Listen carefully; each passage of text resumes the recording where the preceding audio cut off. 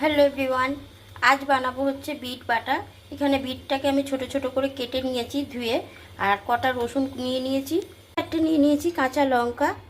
লঙ্কা, রসুন আর বিটটাকে ভালো করে মিক্সির জারে দিয়ে বেটে নেব।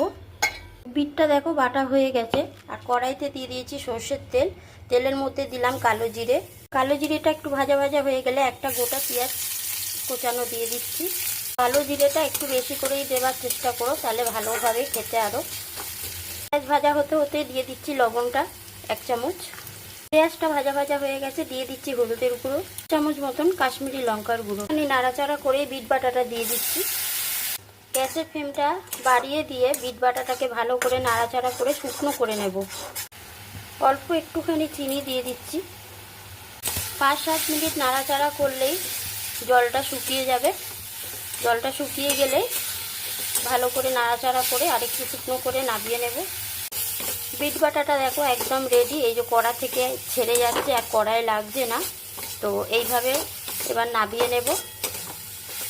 এই সময় যদি একটা সিদ্ধ আলু এর সাথে দিয়ে দেওয়া হয়, তাহলে কিন্তু এটাকে দিয়ে পরোটাও করা যাবে। পরোটাও কিন্তু খুব ভালো লাগে খেতে। বিট বাটা দেখো একদম রেডি। এবার গরম গরম ভাত দিয়ে একবার এইভাবে বানিয়ে খেয়ে দেখো, খেতে কিন্তু খুব ভালো হয়।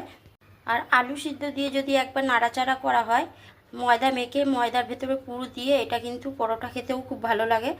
তো বিট বাটার রেসিপিটা তোমাদের কেমন লাগলো কমেন্ট করে অবশ্যই জানিও।